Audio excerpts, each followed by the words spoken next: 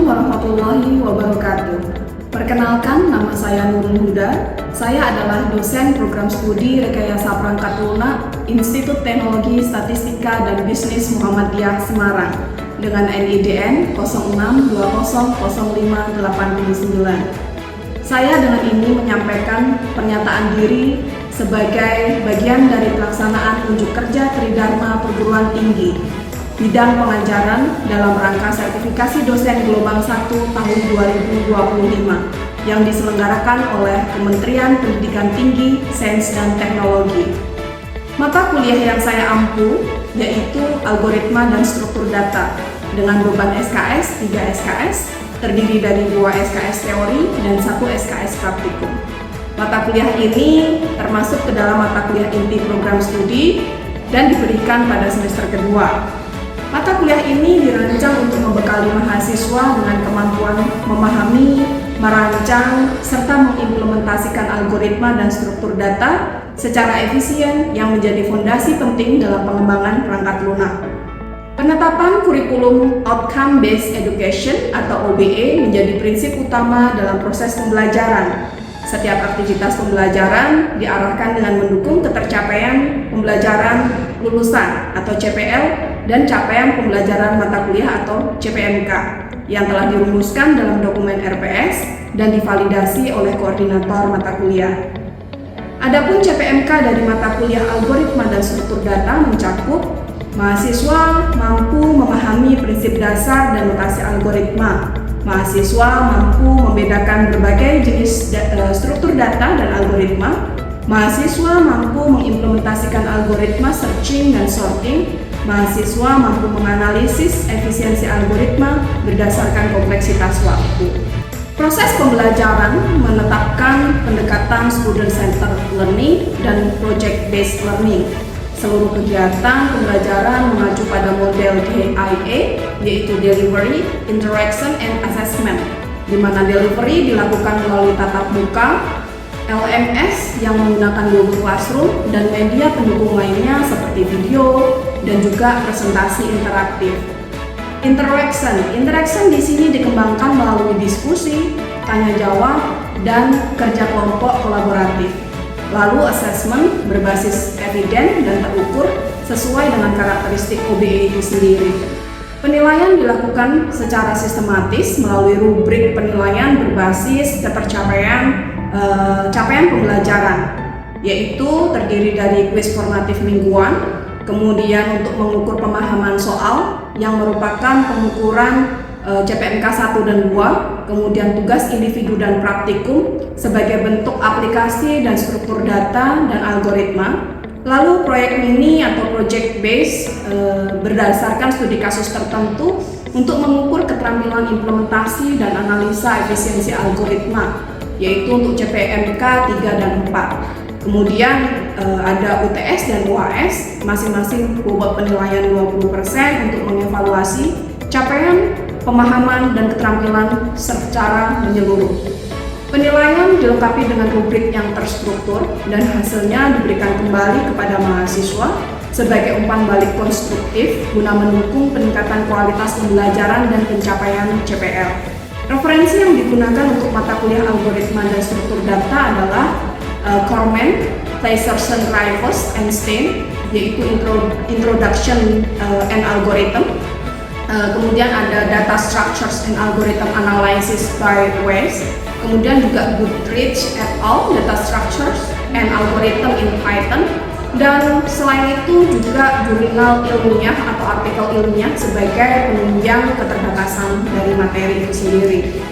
Kemudian seluruh materi dapat diakses mahasiswa melalui LMS yaitu Google Classroom, di mana sudah terintegrasi antara RPS, modul, dan juga sistem penugasan dan sistem penilaian.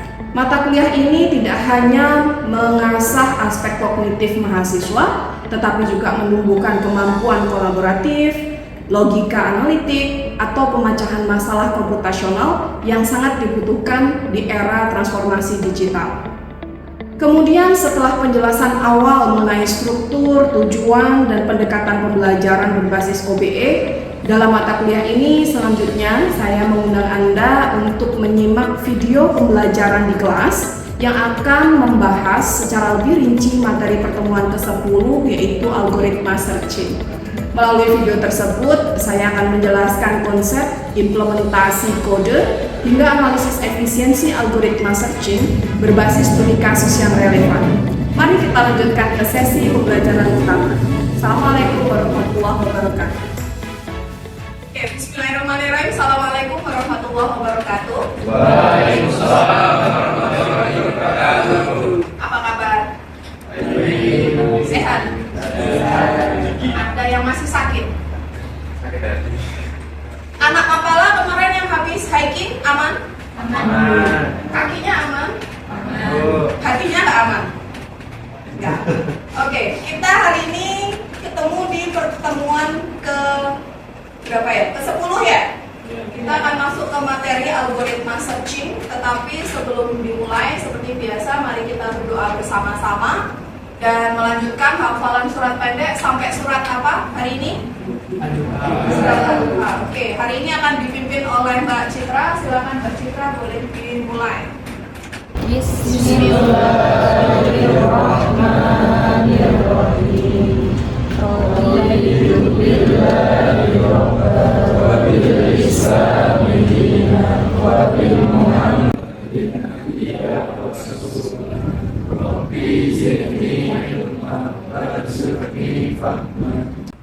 Oke, kita mulai untuk perkuliahan hari ini. Seperti biasa, perkuliahan untuk 3 SKS dan nanti ada penugasan di akhir perkuliahan. Perkuliahan hari ini kita akan belajar algoritma searching, di mana algoritma searching itu kenapa merupakan bagian dari struktur data dan kenapa harus dipelajari oleh seorang software engineer. Why? Seperti yang sudah dipelajari bersama-sama bahwa di pertemuan awal kita belajar struktur data tentang apa saja materinya? Di pertemuan pertama, pertemuan awal-awal struktur data tentang ada stack, kemudian queue, kemudian apa lagi? Linked list atau list. Nah, kemudian kita sedikit refresh ya, kenapa struktur data itu penting di dalam software engineering? Karena di dalam struktur data itu mengajarkan kita bagaimana kita mengatur penggunaan memori di dalam programming. Ingat ya? Nah, kemudian kalau stack dan queue, kira-kira bedanya apa? Masih ingat? Kalau stack itu apa? Stack FIFO. FIFO itu apa, Cahyo? First in, first out. First in, first out. Yakin ya? Yakin? Stack itu FIFO, first in, first out. Oke, kita gambar analoginya dari stack dan queue. Kita kenal bahwa stack itu merupakan stack apa? Tumpukan. Kemudian kalau queue, antrian. Kalau Cahyo menjelaskan bahwa ini adalah FIFO, is it right? No, salah. Why? Analogi paling mudah memahami stack itu adalah tumpukan piring pada saat mencuci piring. Betul? Pasti yang paling atas yang akan diambil terlebih dahulu. So, stack itu apa? Stack adalah FIFO dan queue adalah FIFO. Ada yang mau kalau sedang antri itu didahului sama yang di belakangnya? Nah, itu adalah algoritma queue. Nah, kemudian sekarang setelah kita belajar stack, queue, list, implementasinya sebenarnya apa sih di dalam struktur data? Implementasinya adalah salah satunya algoritma searching. Search berasal dari kata search. So artinya cari. Nah, tujuan dari belajar algoritma searching pasti sama ya. Kita harus belajar prinsip algoritma pemrograman, kemudian pasti relate dengan komputasional. Kenapa komputasional? Karena struktur data itu erat kaitannya dengan bagaimana kita mengatur penggunaan memori di dalam scripting atau di dalam programming. Dan yang kedua adalah kita nanti akan belajar algoritma searching dan sorting untuk pengembangan perangkat lunak. Kemudian untuk materi hari ini kita akan belajar tentang algoritma searching, sequential atau linear, dan binary. Kemudian kita juga akan membandingkan. So, dua algoritma itu dari linear dan binary, kira-kira mana yang lebih kompleksitas waktunya dan sebagainya. Kemudian yang terakhir kita akan belajar studi kasus, implementasinya di dunia nyata itu seperti apa. Nah, referensinya masih sama ya, Bu Nurul masih pakai materi-materi yang dulu. Dan juga ada satu link yang biasa kita pakai untuk belajar DSA, itu pakai apa ya? Di Witri School sama di Programmis DSA itu masih boleh teman-teman pakai untuk referensi tambahan memahami Python itu sendiri dan implementasinya di struktur data. Nah, kemudian hari ini kita fokus linear search dan binary search. So, ada yang sedang banyak pikiran hari ini? Ada nggak? Kira-kira kalau kita belajar sesuatu yang mencari-cari itu tuh butuh pemikiran banget ya? Satu, pada saat kalian mau mencari atau menentukan kuliah, mikir nggak? Mikir. Pada saat kalian mau mencari makan saja, mikir nggak? Mikir. So, saya minta untuk perkuliahan ini saja, yang masih banyak pikiran, tinggalin dulu di rumah pikirannya. Kita fokus ke kuliah hari ini. Kita fokus belajar algoritma linear searching dan binary searching. Setuju? Setuju ya, tinggalin dulu. Nah, kemudian kita belajar dari algoritma yang pertama. Kenapa kita perlu belajar algoritma searching? Khususnya untuk calon-calon software engineering. Kenapa? Kenapa searching algorithm itu penting? Kenapa kira-kira? Kan tadi searching katanya berasal dari kata search yang artinya mencari. Nah, kenapa seorang programmer perlu belajar ini? Kenapa kira-kira? Windy? Mungkin untuk mempermudah kita mencari data yang dia itu datanya banyak. Oke, contoh implementasi software atau aplikasi apapun yang mengakses banyak data, kira-kira apa, Windy? Kamus mengakses banyak data. So, algoritma ini juga penting nanti untuk membuat suatu kamus. Aplikasi nyatanya apa? Yang sudah sering dipakai sehari-hari, yang ada di handphone kalian, kira-kira apa? Shopee. Kemudian nyari apa biasanya kalau di Shopee? Oh, tak kirain nyari dia yang hilang. Oke, itu kenapa programming itu penting, karena searching algorithm ini common digunakan di semua programming atau bahasa pemrograman. Nah, hari ini kita akan belajar dua hal, yaitu binary dan linear. Kira-kira dengar kata linear dan binary, tahu nggak bedanya linear dan binary? Apa? Siapa yang mau jawab? Linear? Oke. Linear itu mencari data satu persatu sampai data yang kita cari itu ketemu. Oke, saya ingin 3 orang relawan maju ke depan untuk implementasi linear dan binary. Silakan maju ke depan, berdiri di depan 3 orang. Kita analogikan bedanya binary dan linear. Kenapa harus maju ke depan?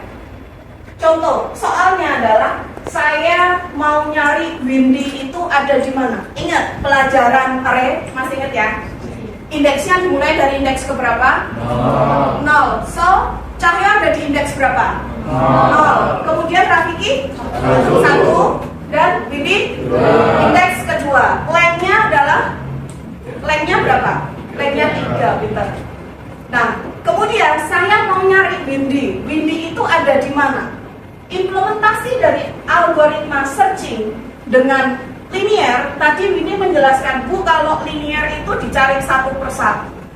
Maka algoritmanya adalah akan mencari dari indeks ke berapa? 0. Dicari ke indeks ke 0. Windy bukan? Bukan. Maka dia akan iterary, akan iteration, mengulang, looping ke indeks ke berapa? 1. Windy bukan? Bukan. Kemudian akan diulang lagi ke indeks ke 2. Ketemu nggak? Saja Windy ketemu. Maka dihentikan programnya dan ditampilkan Windy ada di indeks ke 2. itu. Nah, kalau binary itu kan berasal dari kata biner. Biner itu kan ada 2 ya. Biner itu hanya ada 2. Kira-kira bagaimana untuk binary? Kita lanjut nanti untuk materi binary. Kita belajar dulu untuk linear. Silakan kembali ke tempat, tepuk tangan buat semua. Jadi kira-kira kalau kita bahas struktur data ini, kalau proses nyari seperti itu, kaitannya dengan penggunaan memori usage. How do you think about it? Gimana? Kalau sebagai seorang programmer nih, kira-kira dikasih spek server terbatas, kira-kira mau pakai linear search? Kenapa? Prosesnya akan lambat karena dicari satu persatu secara urut, gitu ya. Harus ngantri dulu urut indeksnya di next. Nah, itu adalah analogi searching algorithm untuk linear search. Kalau kita belajar pakai bahasa Inggris ini, kira-kira paham nggak? This algorithm works by sequentially iterating through the whole array or list from one and until the target, gitu kan. Seperti biasa, ini PR di rumah, silakan ditranslate sendiri ya. Karena sebagai seorang IT selalu Bu Nurul tekankan harus belajar bahasa Inggris, because coding, programming use English language or Indonesia language. Jadi seperti biasa ini ditranslate di rumah, tapi analoginya adalah seperti tadi yang sudah dijelaskan. Nah, terus kalau binary gimana? Berasal dari kata biner. Binary ini harus mencari nilai tengah. Misal kita punya array ya, angka 1, 2, 3, 4, 5. Ini kita punya list 1, 2, 3, 4, 5. Kita mau mencari angka ke 4 misalnya. Angka 4 itu ada di mana? Seperti biasa indeksnya dimulai dari 0, 1, 2, 3, 4. So, angka 4 itu ada di indeks ke 3. Binary itu harus mencari nilai tengah. Nah, untuk mencari nilai tengah apa? Min, median, modus? Median. Nilai tengah itu median. Nah, untuk mencari nilai tengah, kira-kira kita wajib melakukan apa supaya nilai itu betul, tidak salah? Dibagi 2. Sebelum dibagi 2, datanya diapain dulu kira-kira? Yes, diurutkan. Jadi kita harus mengurutkan dulu, sorting. Harus mengurutkan data terlebih dulu dari yang terserah ascending atau descending. Tapi biasanya digunakan yang dari kecil sampai ke besar. Kemudian kita tentukan nilai tengahnya. So, mediannya berapa? 3. Nilai tengahnya kenapa 3? Karena datanya ada dibagi 2 menjadi nilai mediannya di angka 3. Nah, kalau binary logikanya adalah kita cari dulu, kita mau nyari angka 4 kan? Karena data sudah diurutkan. 4 ini lebih besar dari 3 atau kurang dari 3? Lebih besar. So, kita fokus ke kanan atau ke kiri. Ingat sebut XY. Fokus ke kanan, pintar. Fokus ke kanan. Karena angka yang dicari lebih besar. Kemudian kita cari. Setelah angka 3 dicari, udah dibagi 2 kan? Ketemu nggak langsung? Ketemu ya? Berarti ketemu di itinerary keberapa? Syarif, di perulangan keberapa? Ketemu angka 4-nya? Pertama sudah langsung ketemu. So, tahu bedanya binary dan linear sampai sekarang? Tahu ya? Kira-kira lebih banyak digunakan yang apa? Ibnu? Binary. Kenapa? Lebih cepat mana untuk komputasionalnya? Lebih cepat yang binary. Karena binary kita sudah membagi data menjadi 2, kita cari nilai tengahnya dan kita hanya fokus pada yang akan kita cari saja. Coba bayangkan kalau kamus Google Translate itu pakai linear search. Cari satu kata saja, love. Untuk nyari huruf L harus ke E, B, C, D, E, jauh itu, jauh banget, gak ketemu. Nanti nyari huruf O-nya, lebih jauh lagi. Tetapi dengan prinsip binary searching, pencarian bisa lebih cepat. So, sebagai software engineering, wajib nggak untuk paham betul prinsip dari binary searching? Wajib. Nanti kalian bisa coba di Python masing-masing. Sebelum ini ada yang mau ditanyakan atau tidak? Silakan, halo.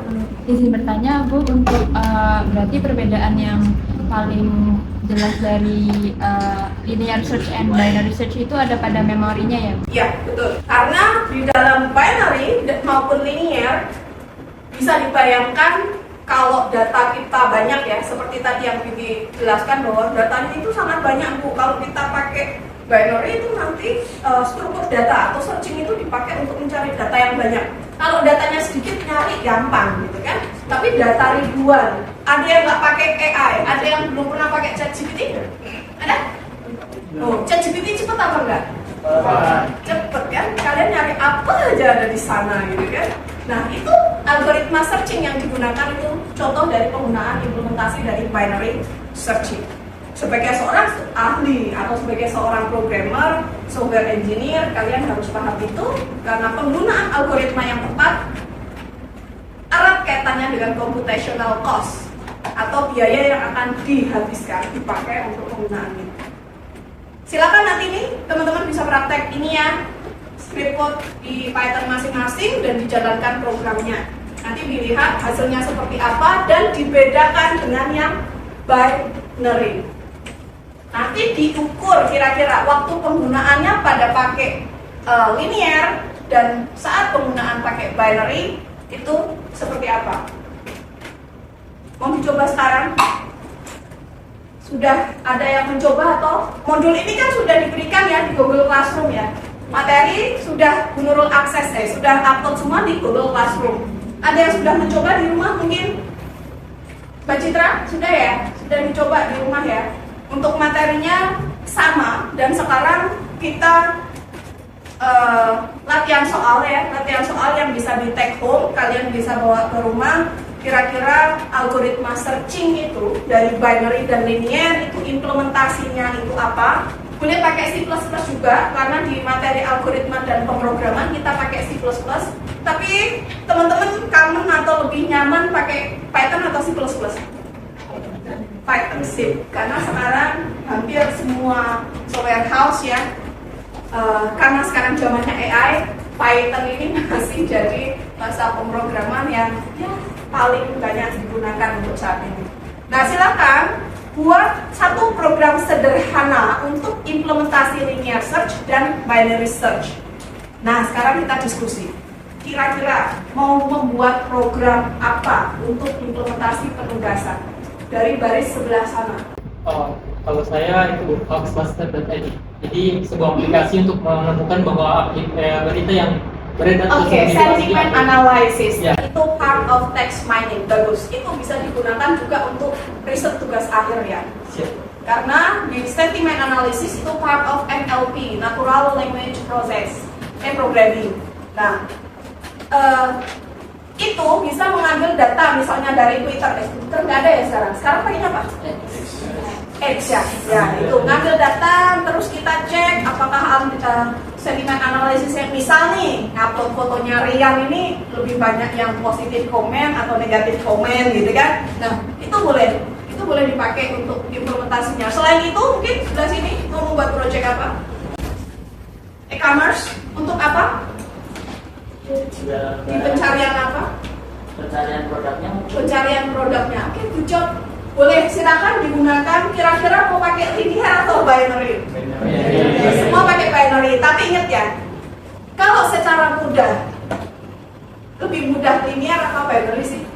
Lebih mudah linear karena kita tidak perlu menentukan nilai median, kita tidak perlu menganalisa data keseluruhan itu secara tepat. Tetapi karena kita fokus on computational cost, maka better kita pilih yang binary.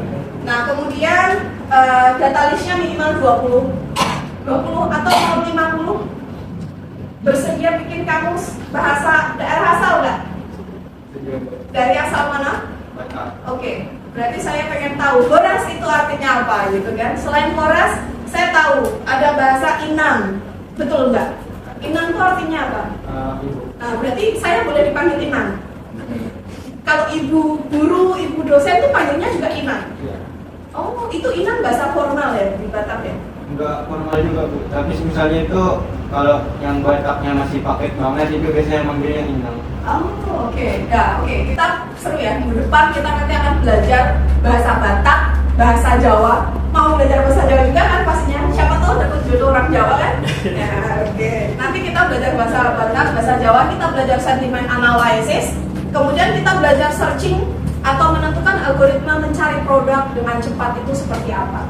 Nah, kemudian seperti biasa, 7 hari dari hari ini formatnya PDF, 5 halaman minimal dari slide presentasi yang di PDF-kan ya. Tugas diupload ke mana? Ke Classroom. Silakan diupload ke Classroom. Kemudian kriteria penilaiannya nanti implementasinya seperti apa, analisis seperti apa, penilaian seperti apa, originalitas. Ingat, Bu Nurul melarang nggak kalian pakai AI?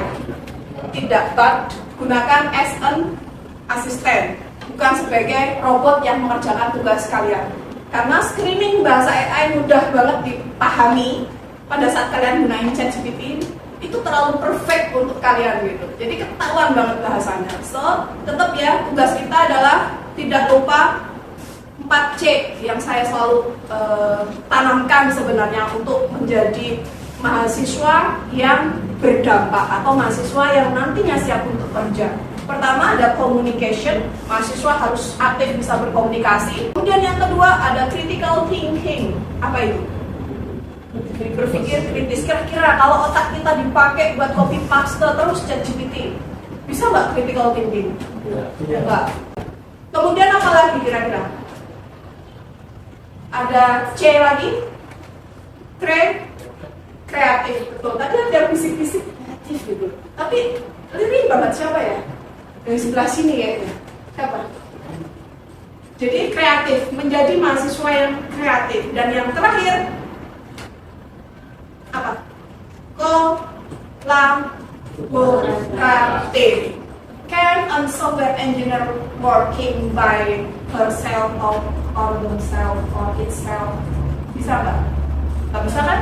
Nggak bisa. So, sebagai seorang IT pasti bekerja based on project. Dimana based on project pasti bekerja secara tim. Capek loh kalau kerja sendiri gitu kan? Ya mungkin nanti ada yang back end, ada yang front end, dan ada yang misalnya di database saja, di DBA seperti itu. Nah kemudian nanti dipresentasikan minggu depan, dan kemudian pertemuan selanjutnya kita akan belajar the next algorithm. Sampai di sini perkuliahan siang hari ini. Ingat, sebagai seorang IT in the future, technology is developing very fast. So kita harus nggak pernah capek untuk continue apa? Learning. Pinter Taufik. Silakan ditutup kelas hari ini dengan bacaan hamdalah dipimpin oleh Taufik. Ini dengan bacaan alhamdulillah. Alhamdulillah. Terima kasih semuanya.